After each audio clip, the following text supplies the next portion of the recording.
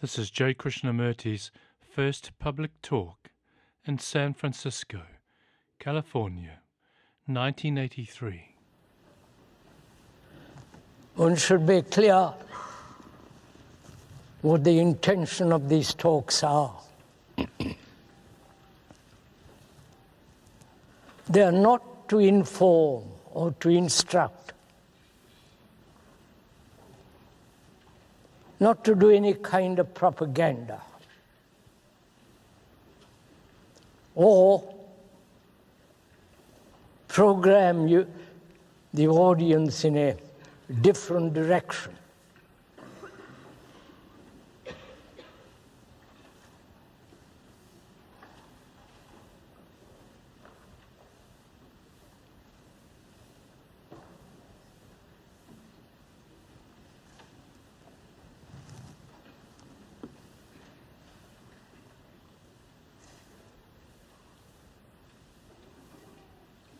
So people are coming in.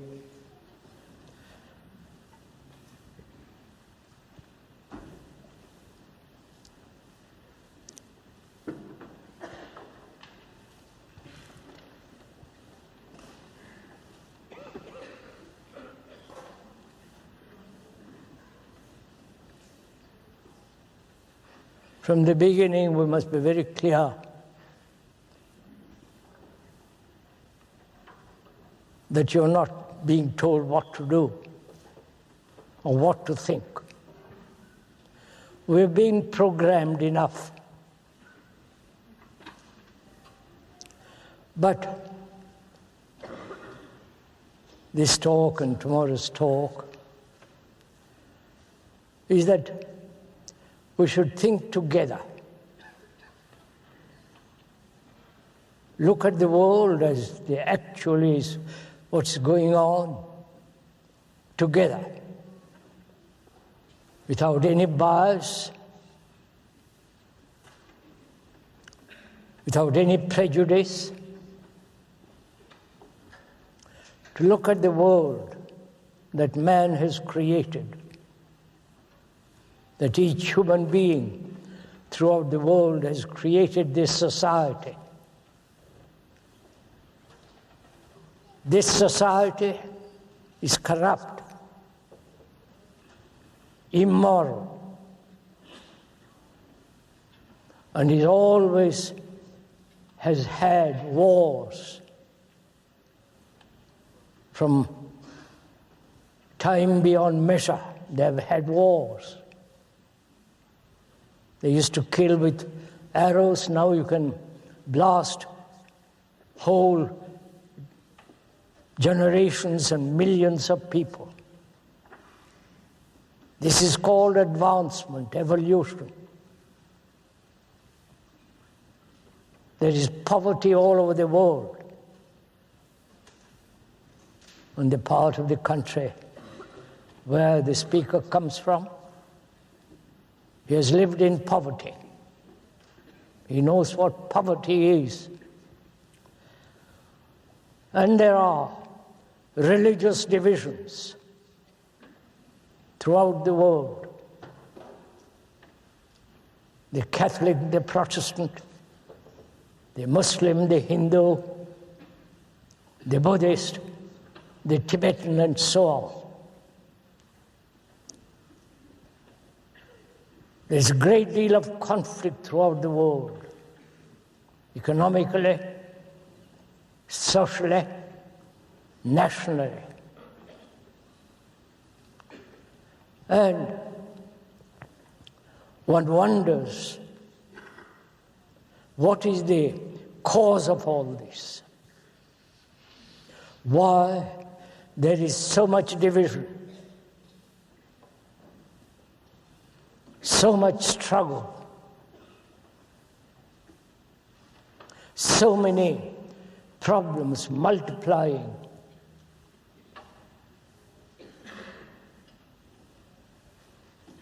Any problem that is being solved brings about other problems. Why there are wars? They're about 40 wars are going on now. All the religions and the politicians and so-called leaders talk about everlasting peace. To have peace in the world, one must live peacefully. And there is the threat of nuclear war brought about by different ideologies. The communist ideology, the democratic ideology. The one completely totalitarian, controlling one's thoughts, actions, movements, and so on. In the so-called democratic world, there's more freedom to do what one likes, each one expressing what he wants to do, his thing.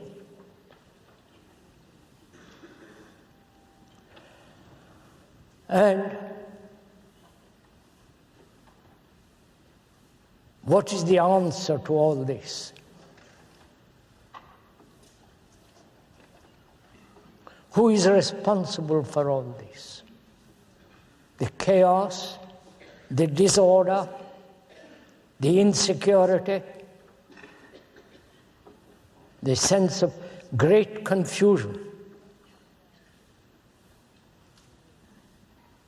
Who has created this society in which we live? And what is our relationship to that society? What's our relationship to the wars? As the speaker said, and I hope we are serious enough to consider all these questions, observing without any bias whatsoever at the events that are taking place in this world. What is our responsibility to all this? To the wars they are preparing, the generals and the politicians having a marvelous time, inventing new ways of destruction, total destruction. And there have been demonstrations all over the world against a particular kind of war, the nuclear war. Europe is in a turmoil about this. And nobody, including the highest so-called religious leaders or the politicians or the recent invasion of gurus into this country, have ever talked about ending all wars.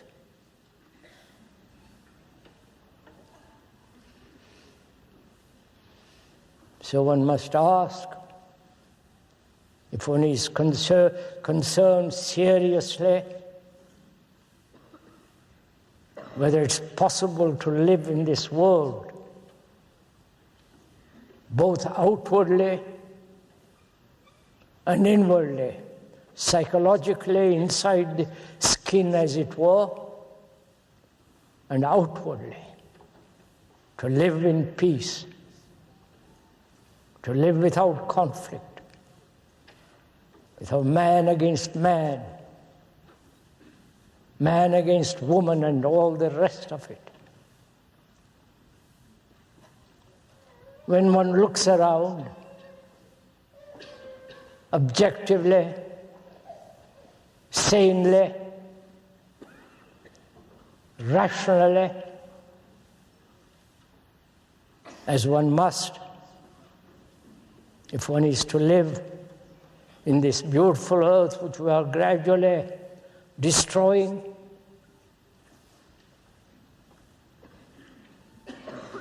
Who is responsible? And what can each one of us do about it? So please, as we said, we are looking at all these problems together.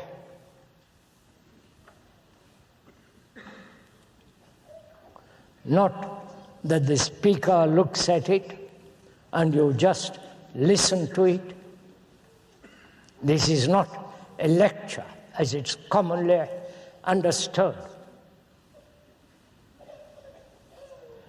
Lecture is upon a particular subject to instruct, to inform.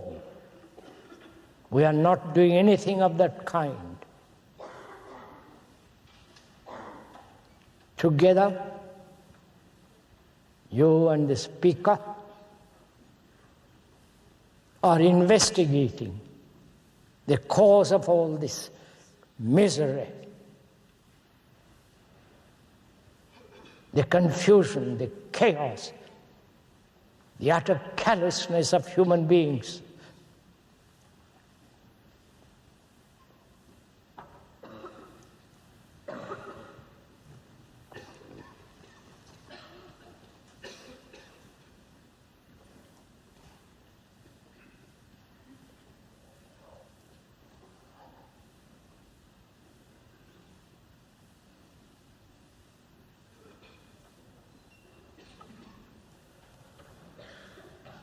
To understand all these problems, which are becoming more and more complex,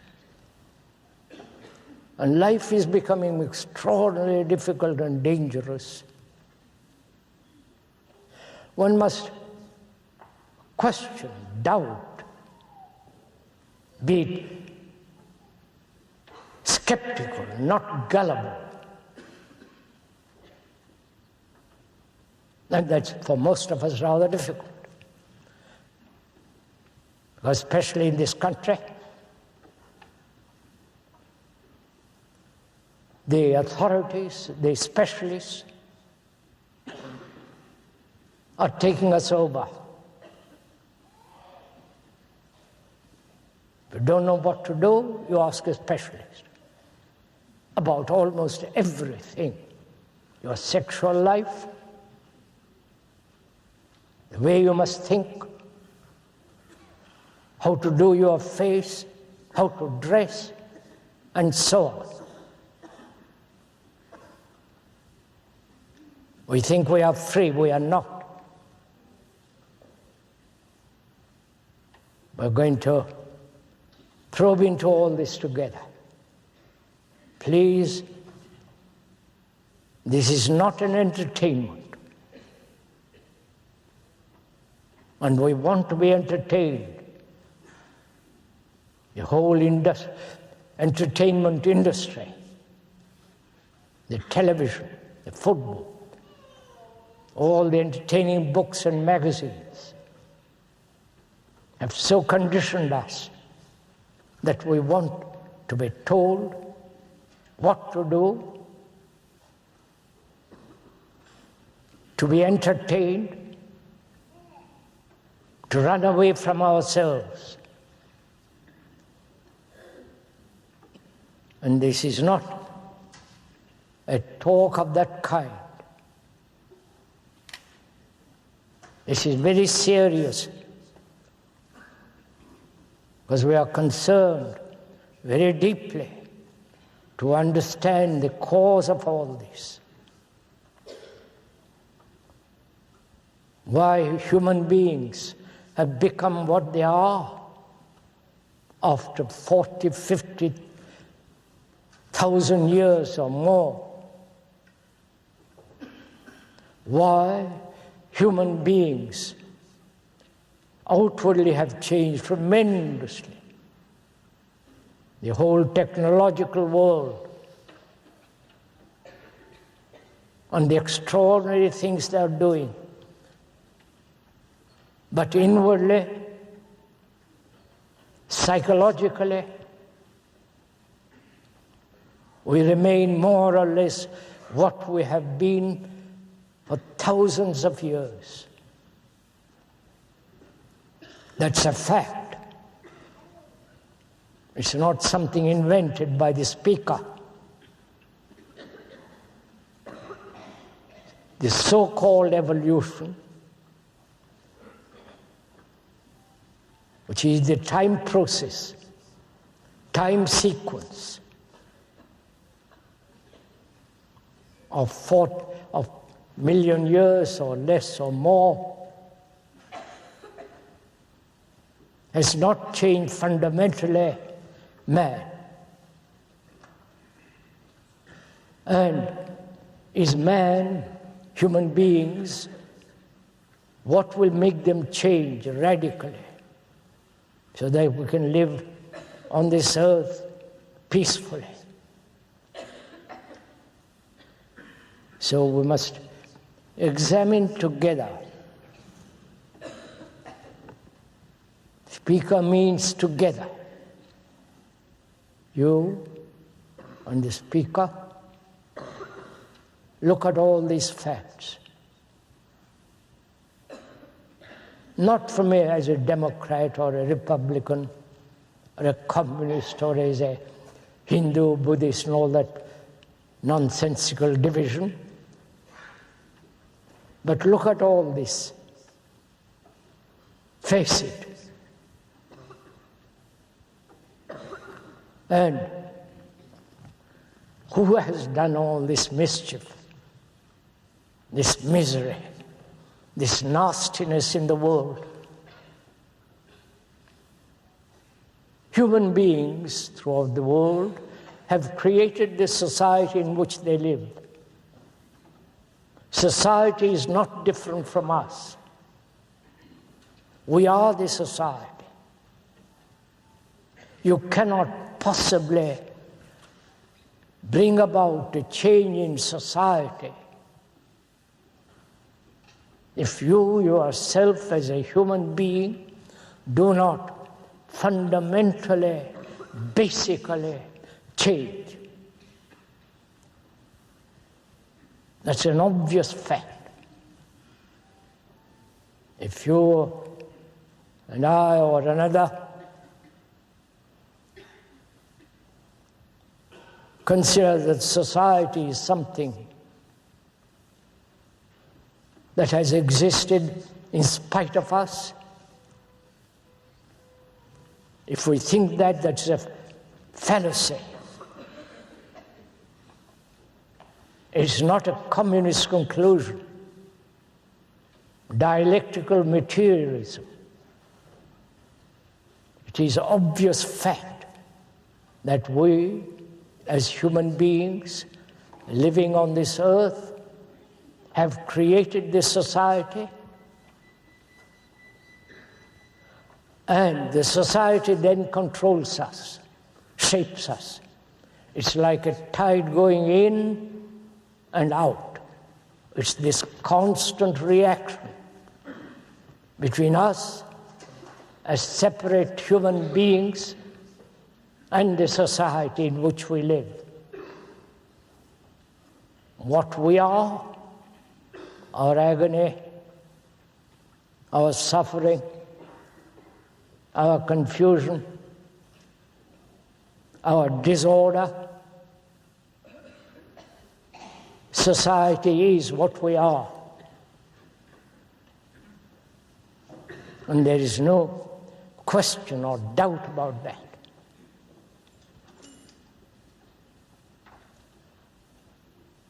You may disagree, but please examine it. Let's use our brains to look,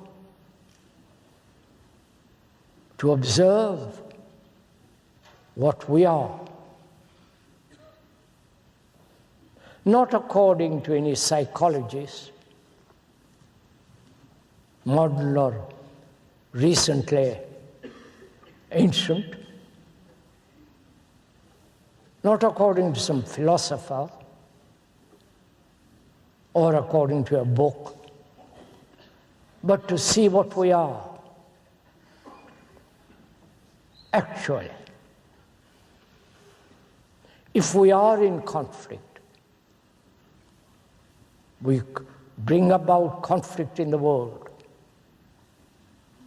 If each one of us wants to live peacefully, then that's again a very complex problem, whether man can ever live on this earth peacefully.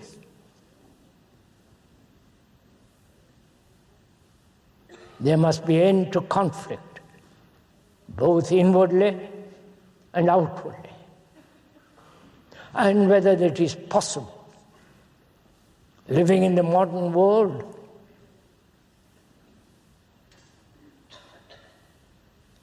to live without a shadow of conflict. We are going to together examine that question. One of the factors is that we are trained to solve problems. Biological problems, architectural problems, engineering problems, and so on. Scientific, religious problems. From the days we spend in school, universities, and so on, our brain is trained and educated to solve problems. So we have made our life into a vast, complex problem to be solved. That again is a fact. And we are only dealing with facts first. And when we are able to look at the facts clearly, without any resistance, without any direction, then we can go beyond the facts. So first of all, we must look at the fact that we live in disorder. Our life is confused, unhappy, a struggle, aggressive, competitive.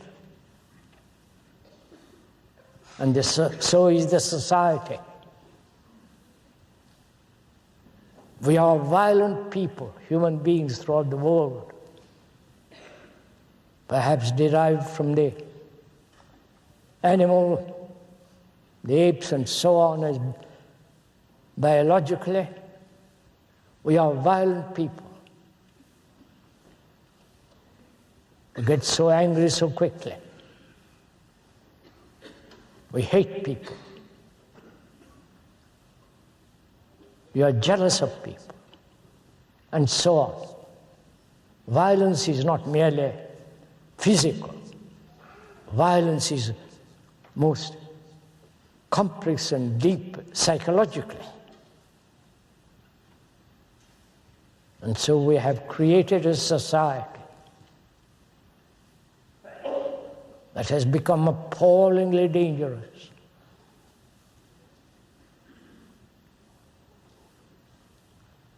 So first, we must examine, probe together why this condition has been brought about in the world, and why we human beings live as we do, endlessly working, quarreling, having rows, miserable, frightened, unhappy, lonely, depressed, and so on.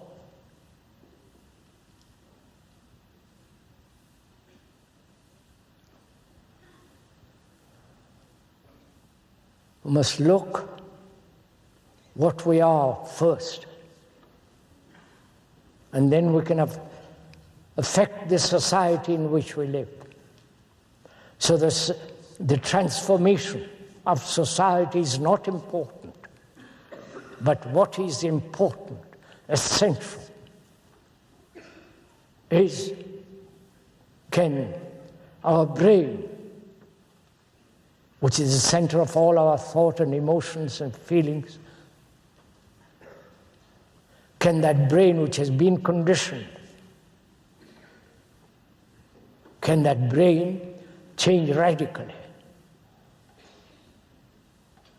We are saying, the speaker is saying, that it can be fundamentally, deeply, can bring about a mutation. We'll talk about that presently. It's not a matter of acceptance. As we said, please always have a doubt, questions, never accepting anything from another, because all leaders have failed. We've had leaders galore, politically, religiously, but they have not brought about order in our lives, nor happiness, security. So one must totally reject psychologically. Please bear that in mind. Totally, completely reject any kind of spiritual authority. Because we create the authority. If we are disorder, live in disorder, confused, uncertain, that very uncertainty, confusion, and disorder brings about the authority. Politically also. We saw this case in Italy with Mussolini and other leaders, where there is disorder in us, that disorder creates the authority, the dictator, the tyrant. So our concern is, can this disorder in our lives end? And then only can we live peacefully, orderly, with sense of security and certainty. Well, it's most extraordinary. One of the things is that we always start with certainties. That God exists, that heaven is there. Of course, that's old-fashioned, but it's still there.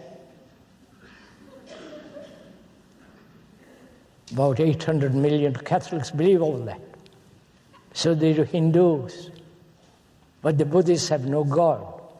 But they have created the Buddha into a God.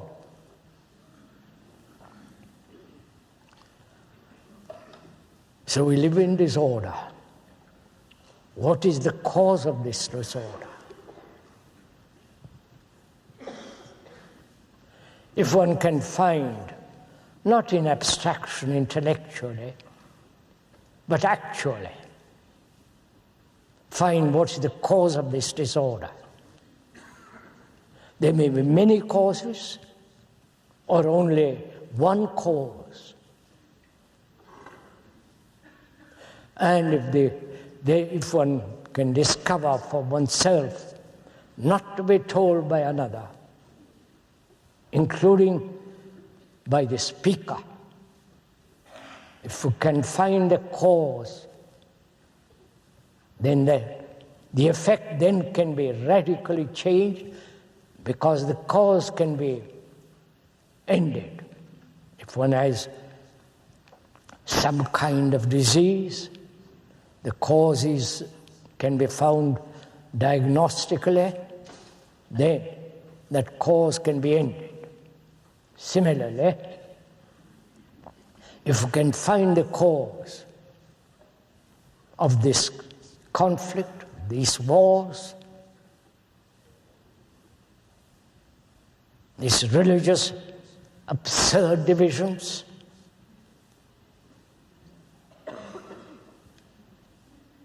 then the causes can be eradicated completely. So we are probing into this question.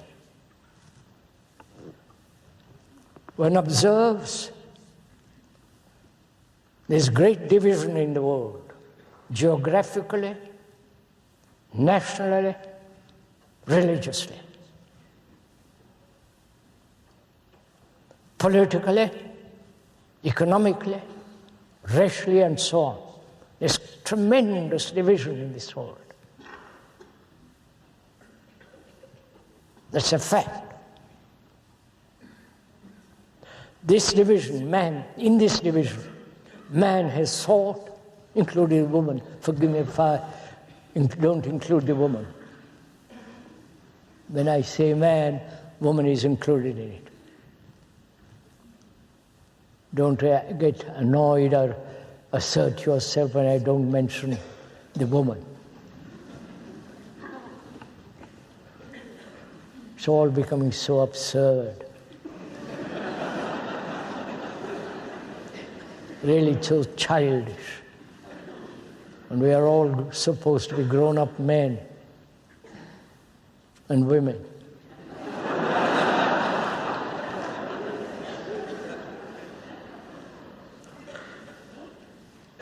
We're asking, are we aware of this division, first of all, outwardly?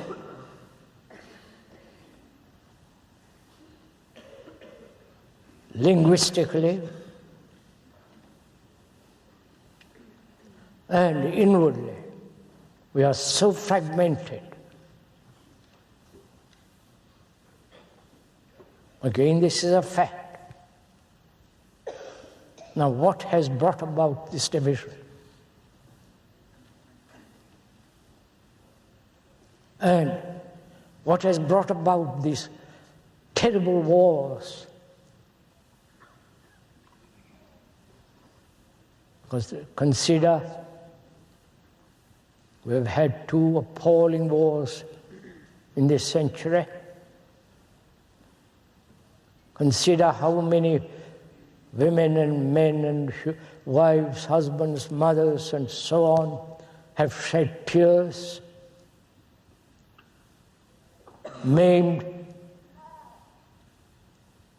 the so-called heroes who have killed more.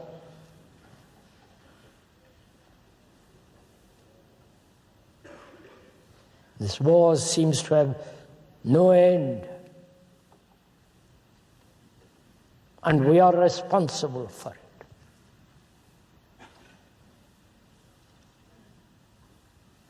So we are considering why this division exists in the world. Actually, who has brought it about? Who is responsible for it? All those people that are being killed near this country and far from this country. Who is responsible? So we first must ask why this division exists.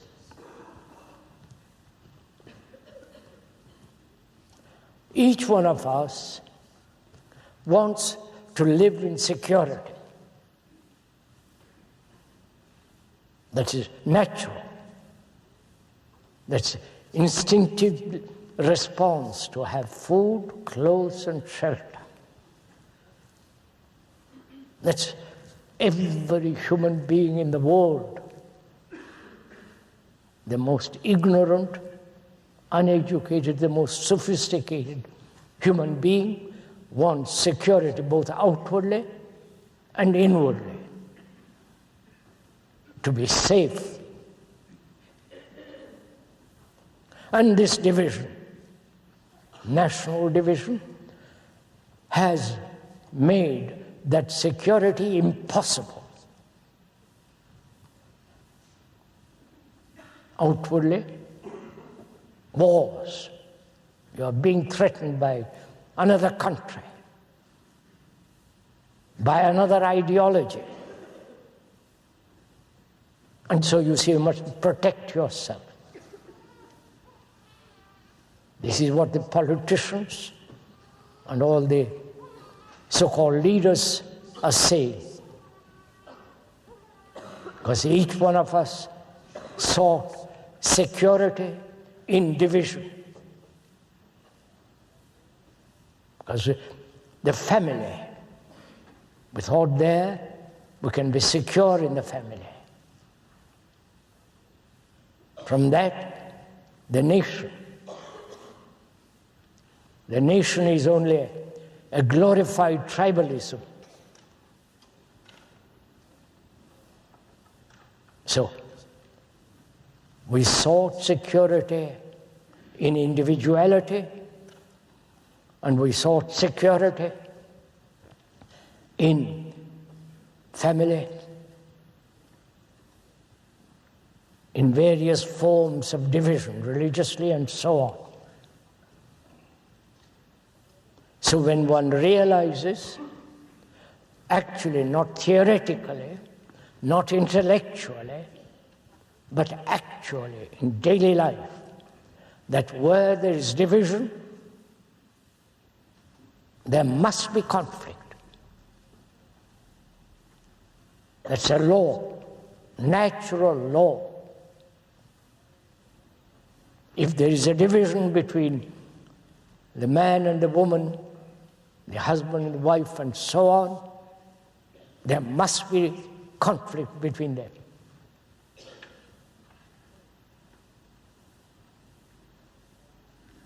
This is so. That's why in this country and other countries there are so many divorces, each one wanting his own way, each one wanting to express himself fully, urged on by the psychologists. Don't restrain. Do whatever you want. Immediately.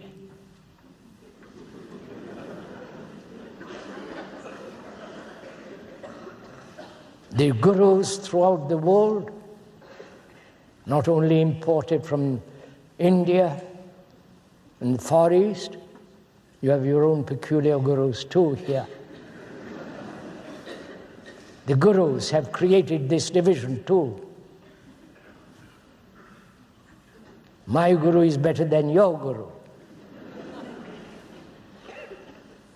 More powerful, more assertive, more money, more property.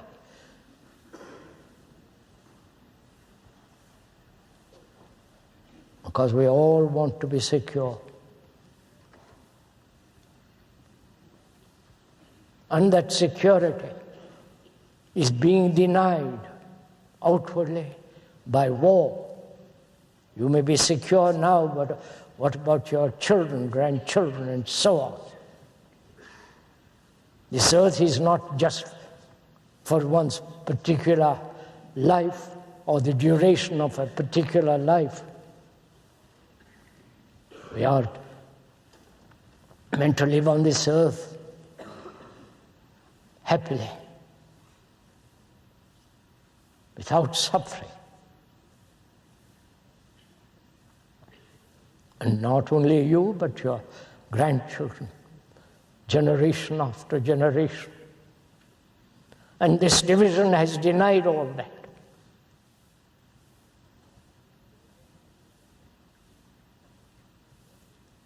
So is there an end to division? And what is What has brought about this division?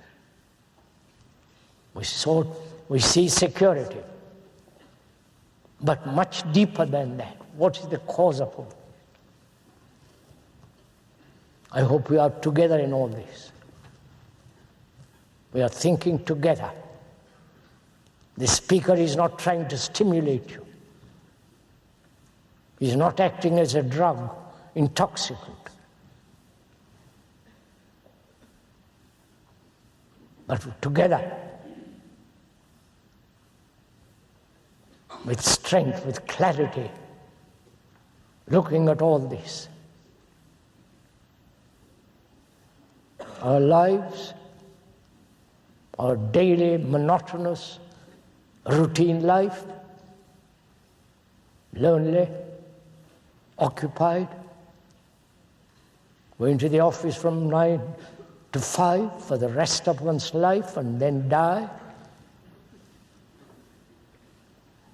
following some crazy guru, crazy leaders.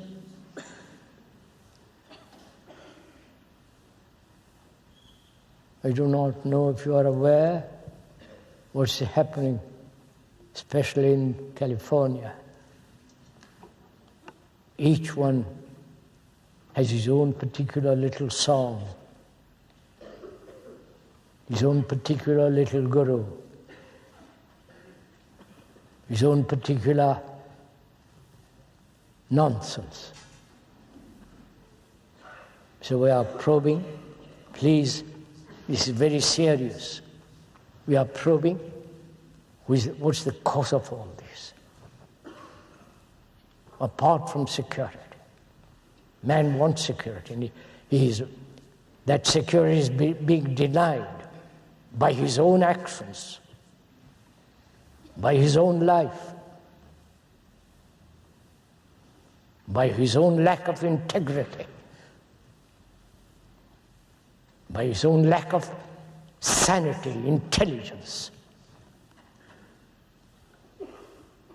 We'll go into the question of what is intelligence a little later.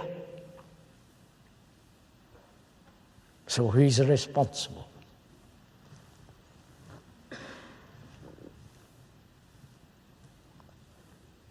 Thought is limited because all knowledge, present, past and future, all knowledge is limited. There is no complete knowledge about anything. The scientists, the biologists, the chemists,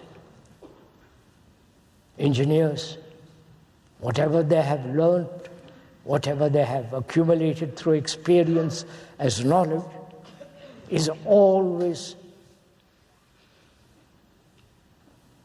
one won't say lastingly, knowledge in the future or in the past is always limited. That again is a fact. As all experience, whether you are personal experience or the experience of humanity, there is no difference between humanity and yourself. All the accumulated knowledge of past centuries is limited. And thought is the response of knowledge. Response of memory held in the brain. And so thought has brought about this division, because in itself it's limited. If you are thinking about yourself, as most people do, unfortunately, from morning till night, about themselves, about their problems, whether they are doing the right thing or whether they are following some bearded guru and so on. that very thinking about yourself is limited. And any action that is limited must invariably bring about division.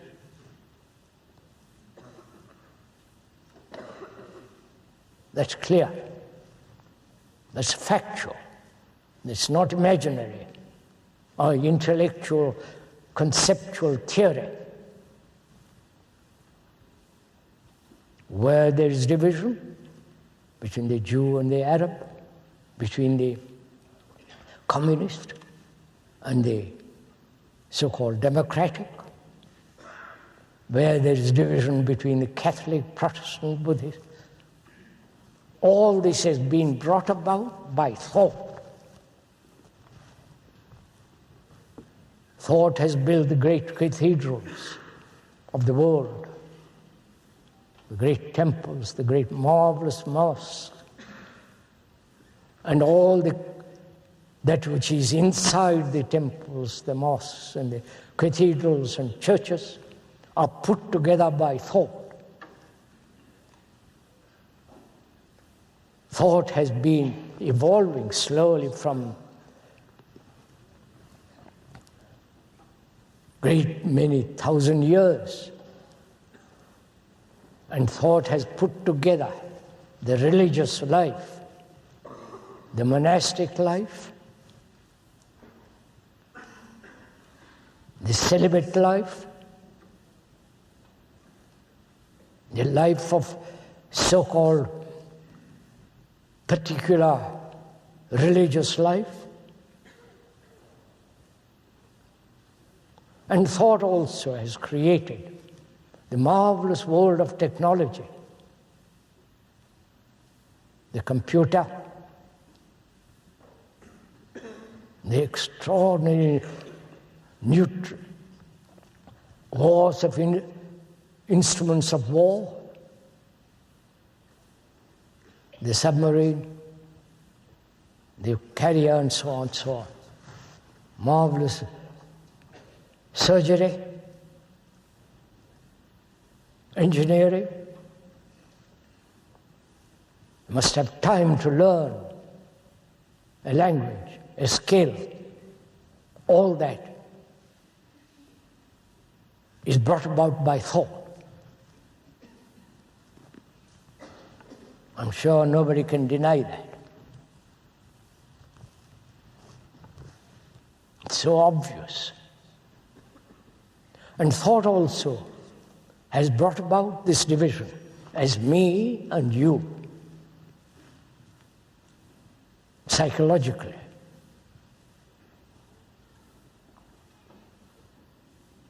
The psyche, the me, the ego, the personality, with all its tendencies and idiosyncrasies, with its peculiarities, is brought about by thought. The psyche is the essence of thought.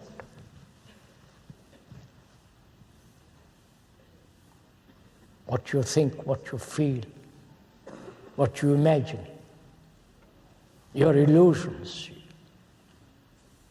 your aspirations, your gods, and all the rituals is the result of great deal of thinking, 1,000 years and more of thinking. Without thought, there is no thinker. Thinker is thought.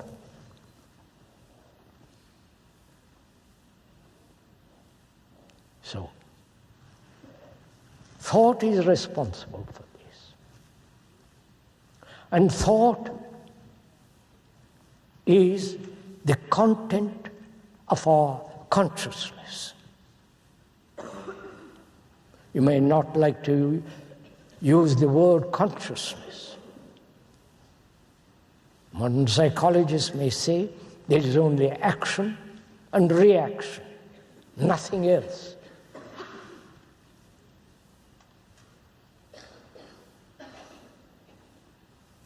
But action-reaction has the movement of time, memory, thought. Thought, with its reaction and action, has put together the content of our consciousness. Please be patient in your investigation. If you are at all probing into what is being said, it is not that you are being instructed or informed. You yourself, sitting there, looking at yourself, your consciousness, with its action and reaction, with its beliefs, ideals, aspirations, fears, the pursuit of pleasure, loneliness, the agony, the anxiety, the uncertainty, the constant suffering is the content of your consciousness.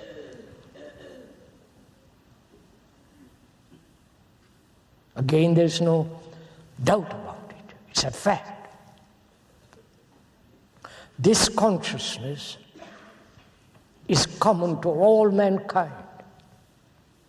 You go to India or Far East, they may have a different form of culture.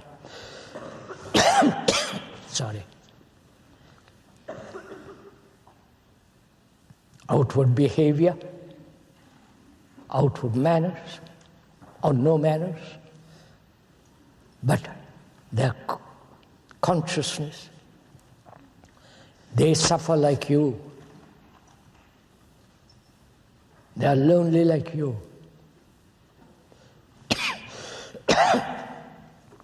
They're unhappy, uncertain, anxious, desperately lonely, just like you. So your consciousness is not yours.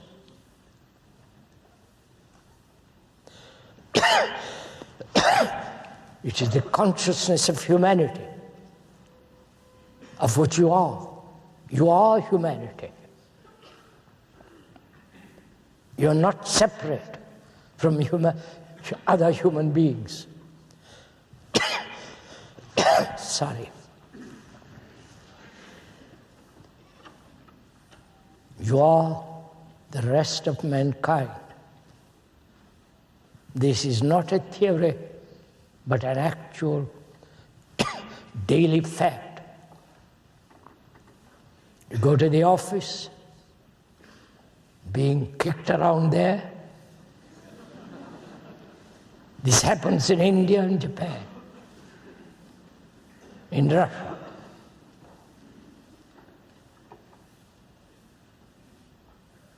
You quarrel with your wife and husband and so on. This happens too in other countries. This is a daily common factor. Please realize the truth of this. For God's sake, see what we're all doing.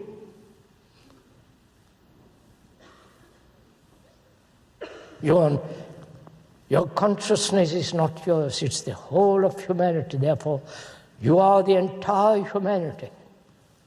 Therefore, you are not an individual. You may think, or you may have the illusion that you're individual. That has been created by religions, that your individual soul, and a different word is used in India.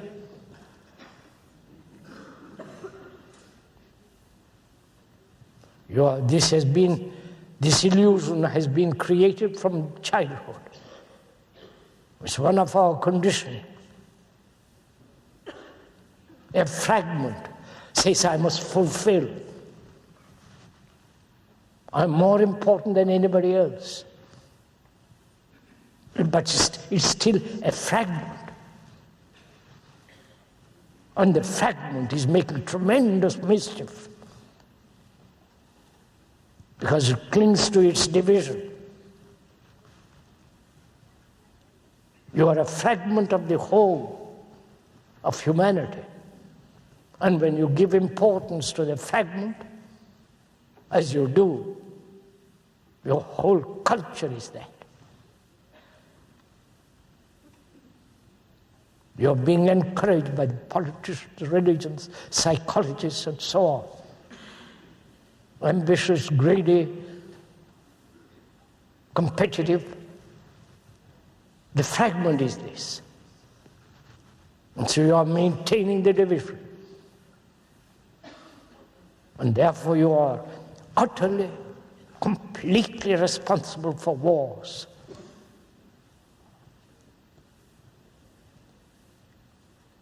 Because you are insisting that you are American, another insisting he's an Indian, and so on. Not only there is the division, linguistic division, but ideological division.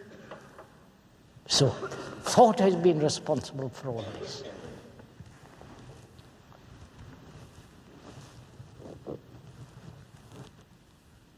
It's not a question of ending thought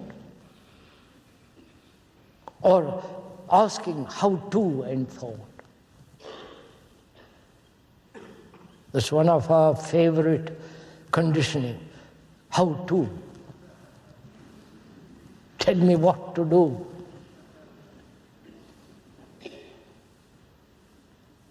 But thought has its place. Otherwise you couldn't go from here to your house. You couldn't speak a language. You couldn't drive a car. And couldn't possibly do all the technological things that one has to do in daily life. So thought there is necessary. Knowledge there is necessary.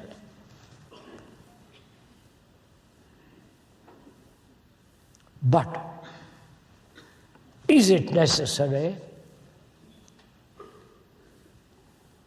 in the psychological world? We're going to examine that very closely, deeply, taking one thing after another. We're asking, is psychologically, inwardly, inside the skin as it were, is knowledge. Please listen to this a little bit attentively, if you will kindly. Is knowledge, which is the movement of time, thought. That movement, is it necessary in our inward life, psychologically, inside? We're going to find out, we're going to question. And I hope you are questioning with the speaker.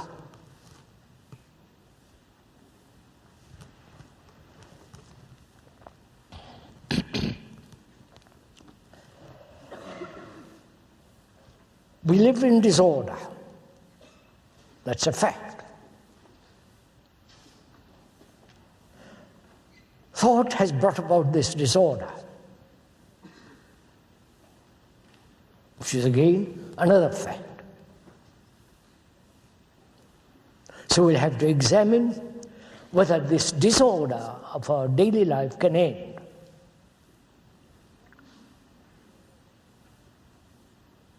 Not seek order. Through negation of disorder, there is order naturally. Through negation, the positive is always there. So we're going to find out what's the cause of this disorder. How does it express itself?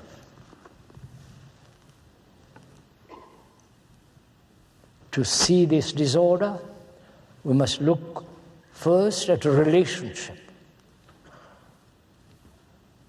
in our life, in daily relationship with man, woman, and so on. Why is there disorder in our relationships? Not with the universe or cosmos or something outside, far away, but actually in our relationship with each other. Relationship is the most extraordinarily important thing in life. If we had no relationship, we wouldn't be here. The man who retires, or the nun, into a monastery, or the man who disappears into the hills, or takes to a life of mendicant, as they do in India. There are those people who are very learned. They're not mere mendicants.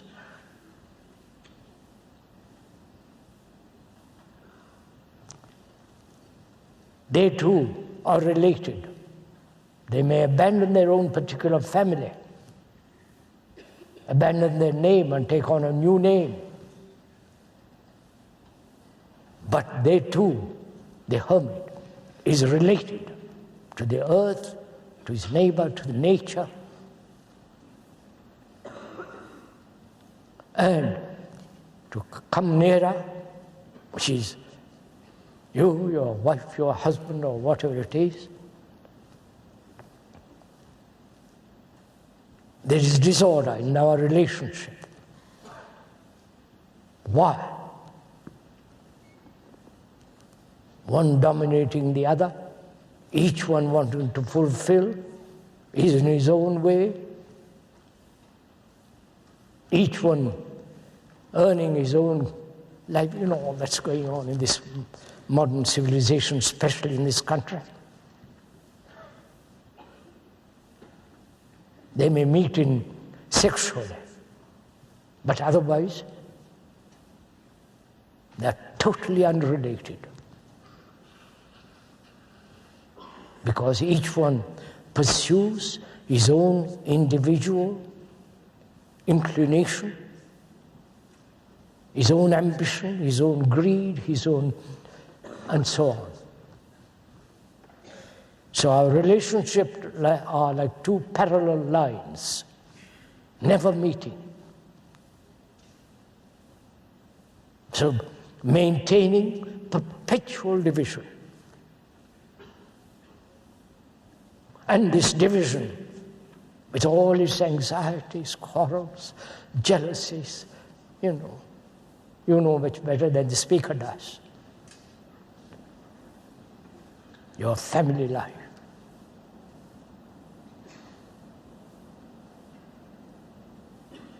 That life is in disorder.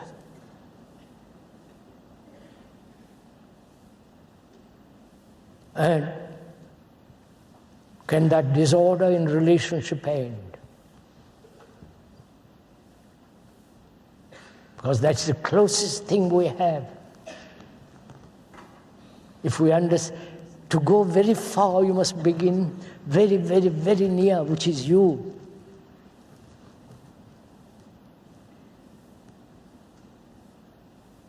And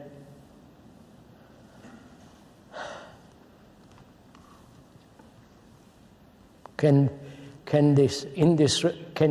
the disorder in this relationship end?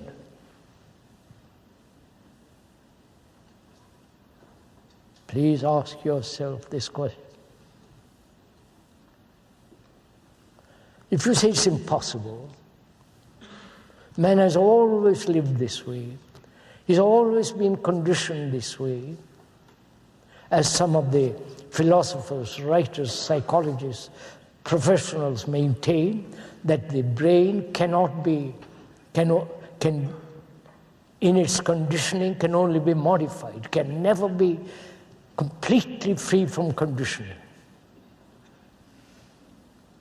We totally disagree with that, personally. So, why is there this division between man and woman and so on?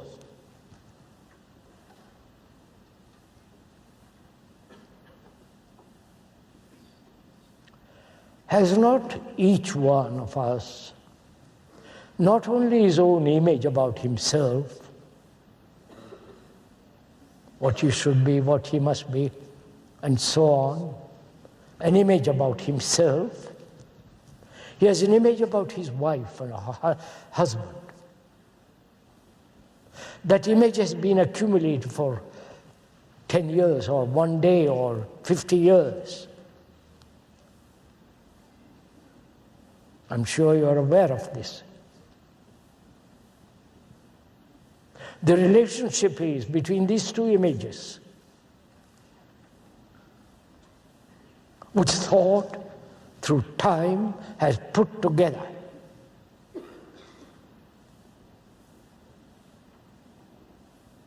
So there is actually no relationship.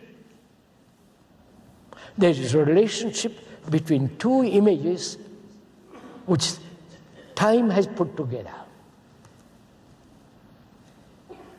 Now, one asks, can one live in this world without a single image? Not only about your wife and husband and so on, but about anything without a single image. I don't know if you ever even thought about all this. If you have thought about it, if you've gone into it, and if you have questioned it, probed deeply into the question, it's possible to live without a single image. Is love an image? Is love thought, desire, pleasure, remembrance? Is that love? Or perhaps you never even use that word. You might say you love your wife or your girl and so on. But behind it, behind that word, a great many complex reactions. So one begins to ask, how is this, whether this, not how, whether this image building can ever end.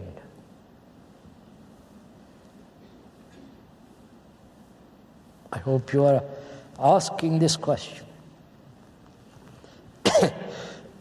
Being aware of your own images,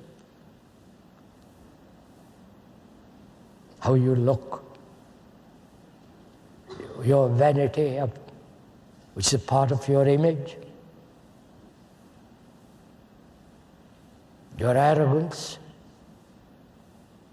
your aggressiveness, your ambition to become something psychologically.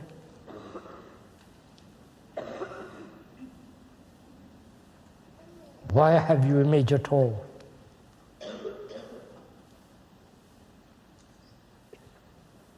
But to find out whether it's possible to live in this world without a shadow of an image requires a great deal of investigation, which is part of meditation.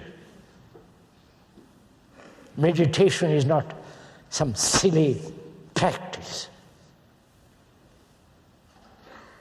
following some absurd system, which we'll go into when we have time tomorrow. Meditation is this, to find out for oneself whether it's possible to live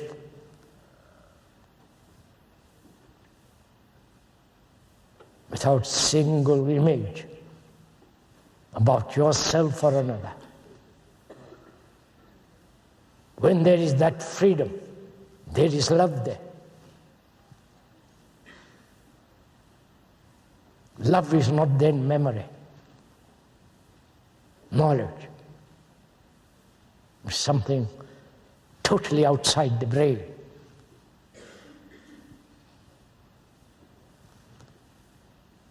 And disorder exists as long as there is this idea. Please listen, if you will. There is this idea of evolution. We are not talking about fundamental absurdities. There is evolution. From the child, from the baby to grown-up man. There is evolution as the seed which grows into a marvelous tree. There is evolution in learning. I don't know Russian, one doesn't know Russian, but needs time to learn. And that's part of evolution. To learn a skill requires time, that's also evolution. Time, thought, is the process of evolution.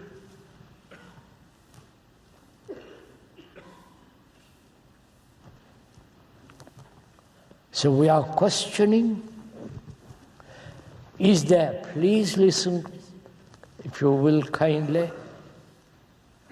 and amicably, is there psychological, psychic evolution at all? I, you, becoming something. To become implies time. Grow like the seed into a tree.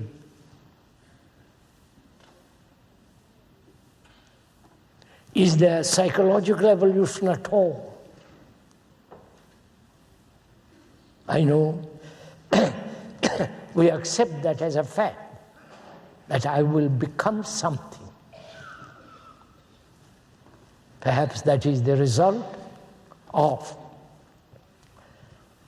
being a clerk, becoming a manager becoming the executive, the executive becoming God.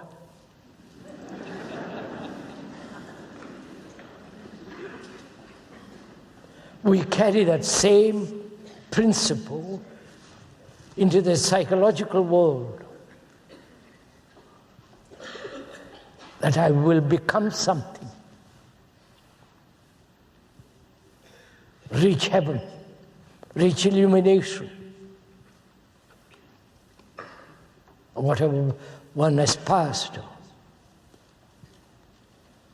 So, we are, asking, questioning, doubting whether there is psychological evolution at all.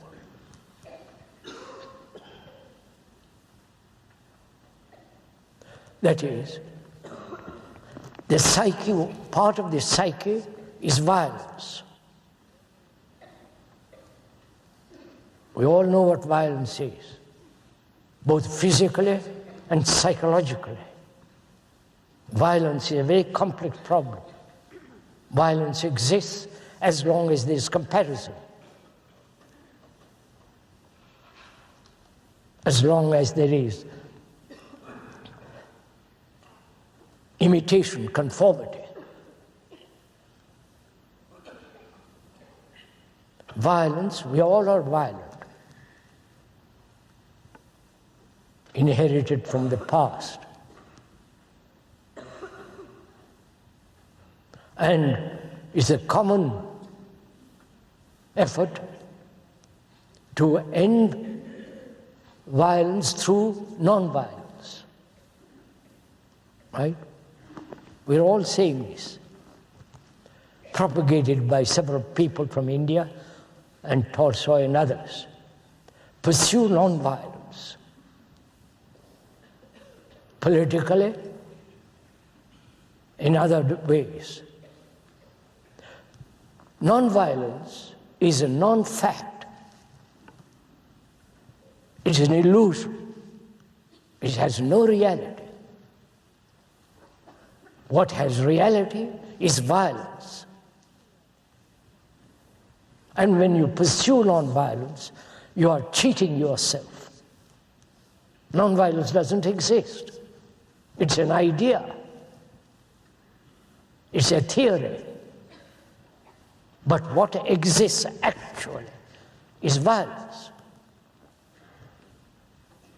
And we're asking, as we said, this violence is part of your psyche, of you. Will violence end through time, through evolution?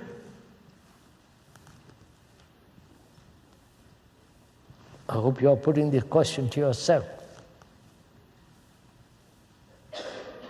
That is, one will gradually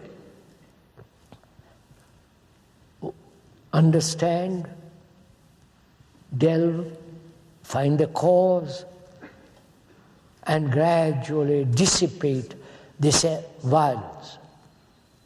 Moment you admit graduality and the future, that implies evolution.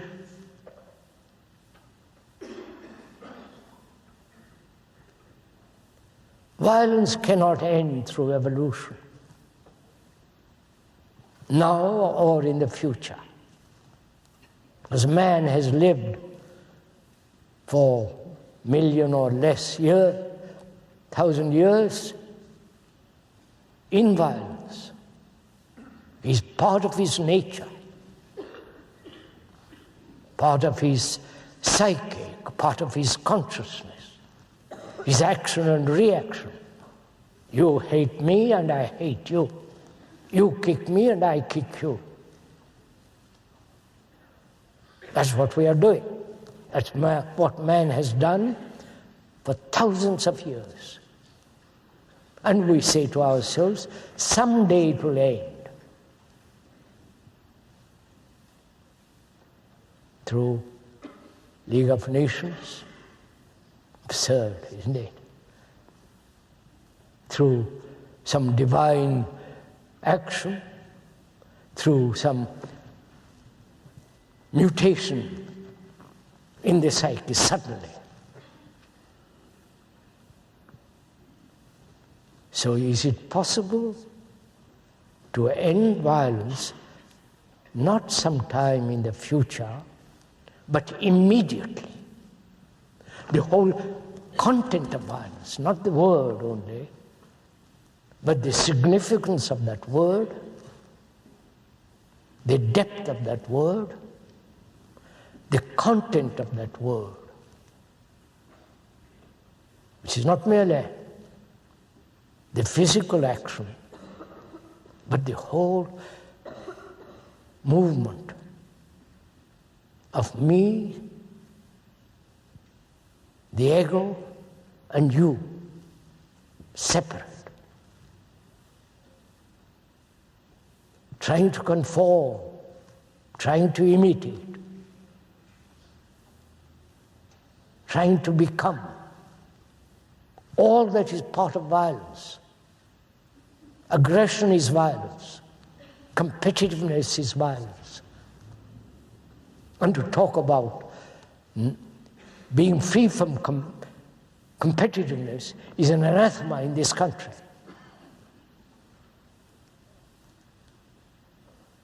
You abhor it. You will say, doesn't all nature compete? Doesn't a tree struggle against other trees to find light? But we are supposed to be human beings with some kind of intelligence. So violence, we are asking, is it possible for it to end instantly, not gradually?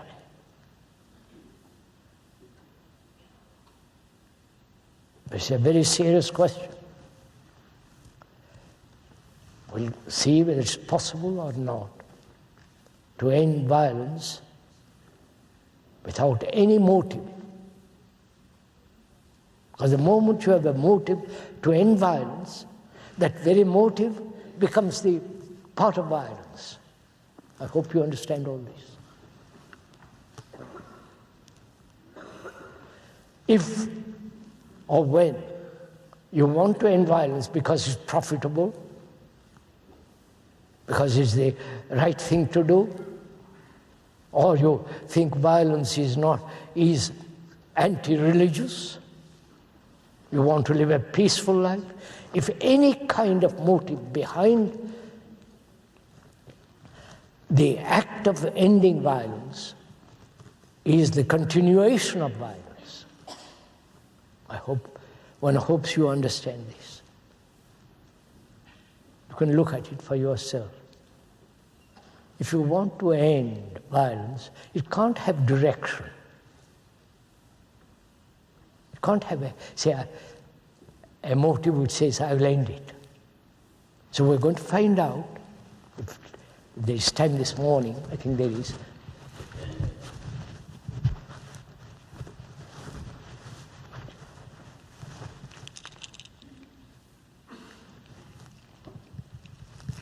past 12. We'll go on. May we? You aren't too tired? Aren't you? I'm surprised.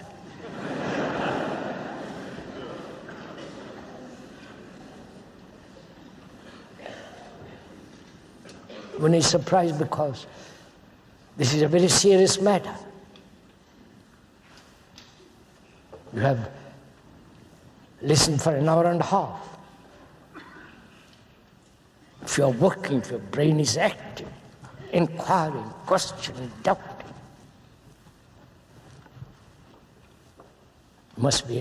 your brain must be tired because you're not used to this kind of thinking, looking. But we'll go on.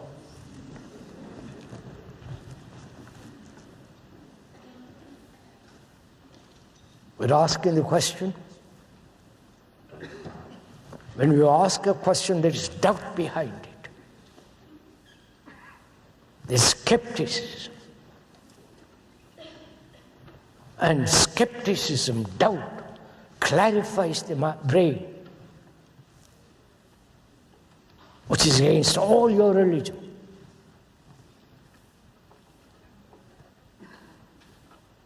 You don't doubt your guru. You don't doubt your religious authorities. You don't doubt the whole rigmarole of religious entertainment.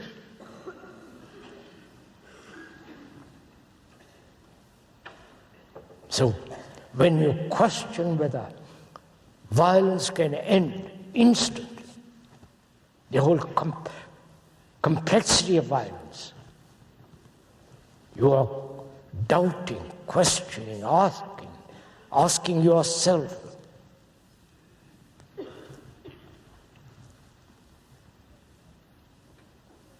now let's find out, prove together,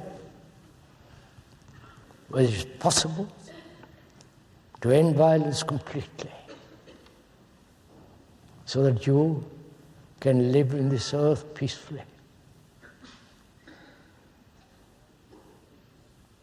Because if you are violent, you cannot possibly live peacefully. That's not a motive. But the fact is we have violence.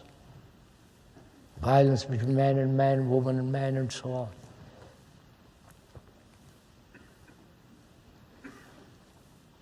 What is violence? It's a reaction. It's a response. It is there, inherited, perhaps in the very genes themselves. We're asking, can all that end?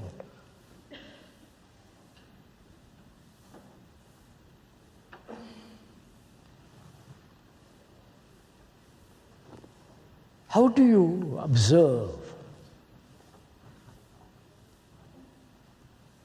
Observe a tree. Observe the lovely sunset or the beauty of a sky in the evening. How do you observe things? When you look at the new moon, just over the horizon, a slip of light, hardly perceptible. When you look at it, what's your reaction? Do you say how beautiful it is and turn away to other things? Do you ever look totally, completely, attentively at anything? Do you ever look at your wife or your husband or your children completely, without any reaction of parent and all that business? Just to look.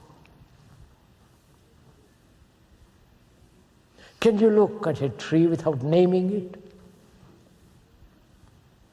Can you look at that moon, full moon of an evening, when the heavens are clear and all the evening light is awake? Do you ever look at it without the word? Without all the remembrance of full moons of yesterdays? Just to look at it.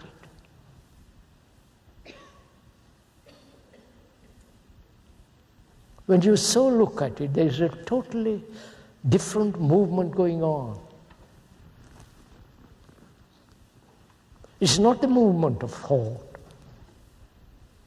It's not the movement of pleasure. It's not a remembrance of something past. You're looking at it as though for the first time in your life, when you don't name it. So can you move from the outer, which is looking at the moon, move inwardly to this whole structure of violence? Look at it.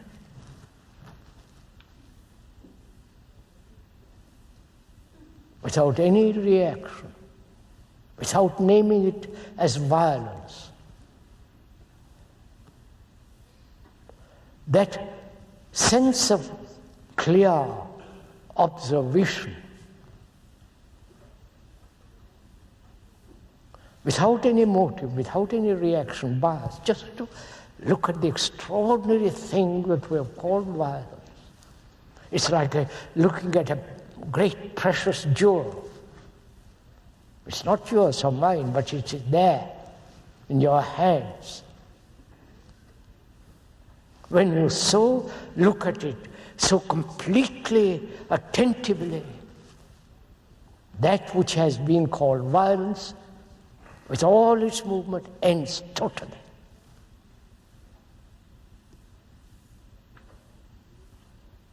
You're not learning from the speaker how to observe. You're learning for yourself what it means to observe. Observe the whole. Be aware of the nature, the structure of the whole in which we are. The rain, the clouds, those extraordinary clouds full of light and depth and quality, to observe all this. And so one can learn, one can observe what it means. Violence means. And when there is such observation with great attention, because you cannot observe if there is no attention. The word attention means to grasp, to go out and take. We are not using the meaning in that sense, to attend. To attend to what you are saying, to attend to your thoughts, to attend diligently at this violence which has brought such great misery to human beings. When there is such pure attention, which is the gathering of all your energy,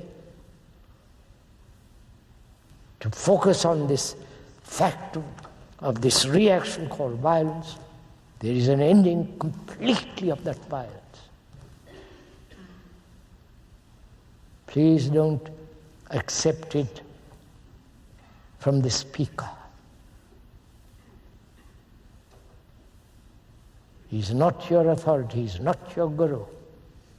He's not a professional. But you are observing this fact for yourself, seeing the truth of it. Right. We'll continue tomorrow, if we may, go into fear.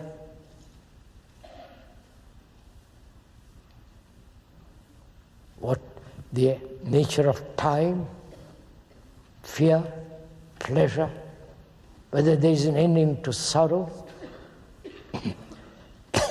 and meditation. There's no time this morning, so we must stop, but we'll continue tomorrow.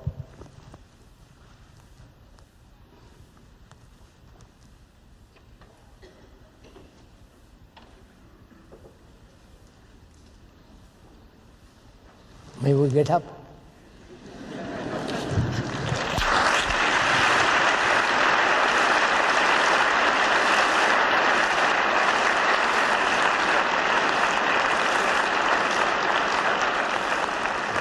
If you are clapping for yourself out of your own enthusiasm, it's all right. But you're not clapping for the speaker.